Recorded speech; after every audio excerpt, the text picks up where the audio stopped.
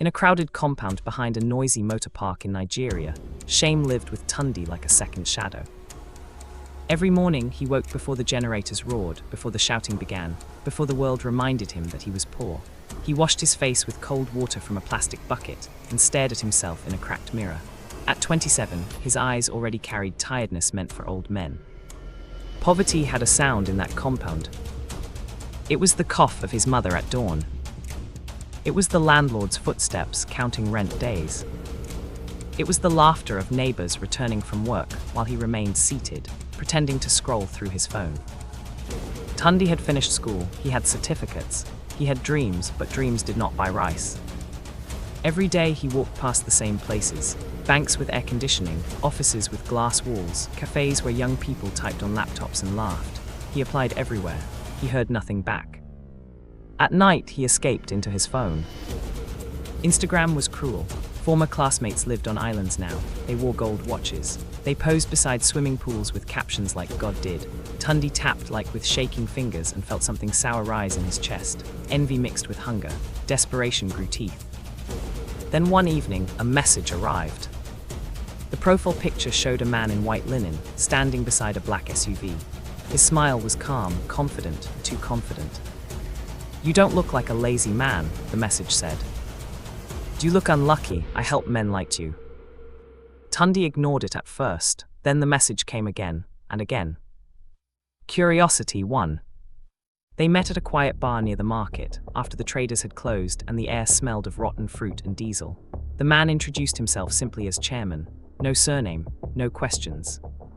"You are suffering," chairman said gently, sipping his drink. "Suffering wastes good men." He spoke about opportunity, about private investors, about connections that were not advertised online. He promised fast money, nothing illegal, nothing violent, just loyalty and discipline. Tunde's heart pounded. He wanted to ask questions, but hunger made him silent.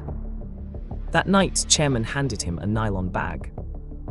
Inside was money. Real money. Tunde could smell it before he counted it. It had a sharp, bitter scent like herbs burnt too long. Still, his hands trembled as he paid his mother's hospital bill. He replaced his torn shoes. He bought data without checking balance. He posted a photo. Likes exploded. Respect followed. People who ignored him before now called him boss. Girls replied his messages. Even the landlord greeted him politely. But the compound noticed first. At night, the air around Tunde's room became unnaturally cold. His door refused to open once, as if held shut by invisible hands. When it finally opened, the room smelled like damp earth. He told himself it was stress. Chairman returned and asked for commitment. "Every rise has rules," he said. "You must seal your loyalty." They went out of town, past abandoned buildings, to a place where the road ended suddenly. There was a shrine hidden between bushes, old clay pots, red-stained stones, feathers tied with string. The silence there was heavy, pressing. Tunde's ears rang. A ritual followed, no long prayers, no explanations. Blood touched the ground. Something unseen moved. Chairman smiled wider than before. From that day, things fell apart. One boy from their group began screaming at night, claiming shadows were eating his legs.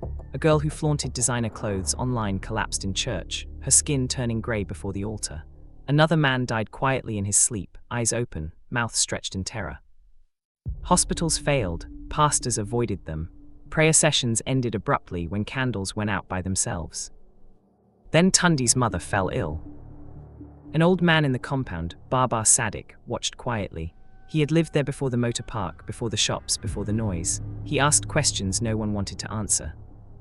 Finally, under a restless moon, he called the elders. They listened, they nodded. "This is not new," Baba Sadiq said, "only modern." He spoke of forbidden covenants, ancient spiritual systems that never died, only adapted. He explained how ancestors hated shortcuts that stole tomorrow to decorate today, how fast wealth demanded human balance. "The spirits collect," he said softly, "always." Traditional justice was summoned. Drums sounded before dawn, not loud but deep. Names were called publicly. Shrines were dragged into the open. Neighbors gathered as chairman arrived screaming, his body swelling, his designer clothes tearing like leaves. Black foam poured from his mouth. His shadow detached and crawled away. Confessions followed. Some died immediately. Some lived but aged overnight. Some vanished. Tunde survived. He buried friends, he knelt publicly and begged forgiveness.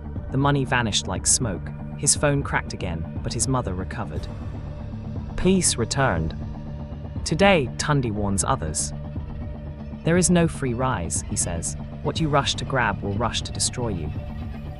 And in that compound, people still whisper the lesson. Greed invites spirits. Shortcuts anger ancestors. And every debt, no matter how modern, will be paid.